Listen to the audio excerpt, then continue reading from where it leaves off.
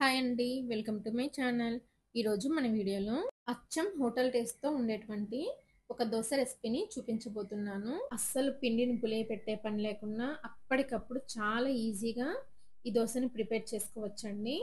బ్యాచిలర్స్‌కైతే చాలా perfect recipe అండి. ఇక లేట్ చేయకుండా ఈ దోసని ఎలా తయారు చేసుకోవాలో వీడియోలోకెళ్ళి చూసేద్దాము. ఈ దోస కోసమని ఒక మిక్సీ జార్ తీసుకొని దానిలో ఒక కప్పు వరకి బొంబాయి రవ్వని తీసుకోండి. తర్వాత బొంబాయి రవ్వని వీలైనంత మెత్తగా సన్నని రవ్వలాగా గ్రైండ్ చేయండి. తర్వాత సగం కంటే తక్కువ శనగపిండి అంటే 1/3 కప్పు వరకు వేసుకోండి. తర్వాత మిక్సీ జార్లోనే అరకప్పు వరకు పెరుగును వేసుకోండి. తర్వాత ఒక కప్పు వరకు వాటర్ పోసుకొని దీన్ని మొత్తాన్ని స్పూన్తో ఒకసారి కలుపుకోండి. ఇలా కలుపుకున్న తర్వాత మిక్సీ జార్కి మూత పెట్టేసేసి శనగపిండి ఉండలేమి లేకుండా మిక్సీని ఆన్ ఆఫ్ చేస్తూ గ్రైండ్ చేసుకోవాలి. తర్వాత ఈ శనగపిండి మిశ్రమాన్ని ఒక గిన్నెలోకి తీసేసుకోండి. ఇప్పుడు విస్కర్తో కానీ స్పూన్తో కానీ శనగపిండిని ఒక నిమిషం బాగా కలుపుకోండి. కలపడం కూడా చాలా స్పీడ్గా కలపాలండి. ఇలా కలిపితేనే దోశ పర్ఫెక్ట్గా వస్తుంది. ఇలా బాగా కలుపుకున్న తర్వాత ఈ పిండి పైన మూత పెట్టేసేసి ఒక అరగంట పక్కన పెట్టేసేయండి. అరగంట తర్వాత మూత ఓపెన్ చేసి పిండిని ఒకసారి కలుపుకోవాలి. ఇలా కలుపుకున్న తర్వాత దీనిలో రుచికి తగినంత ఉప్పు, అర టీ స్పూన్ చక్కెర, కొంచెం కొంచెంగా నీళ్లు పోసుకుంటూ పిండిని దోశ పిండిలాగా కలుపుకోవాలి. స్పూన్తో కానీ విస్కర్తో కానీ బాగా కలుపుకోండి. ఇలా పిండిని బాగా కలుపుకున్న తర్వాత దీనిలో పావు టీ స్పూన్ వరకు వంట సోడా వేసుకొని ఇంకొకసారి బాగా కలుపుకోవాలి.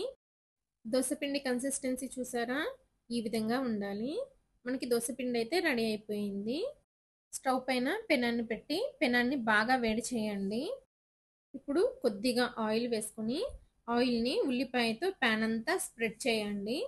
ఇప్పుడు పెనాన్ని లో ఫ్లేమ్లో పెట్టి తర్వాత రెగ్యులర్గా దోశను ఎలా వేసుకుంటామో ఆ విధంగానే దోశను వేసేసుకోండి.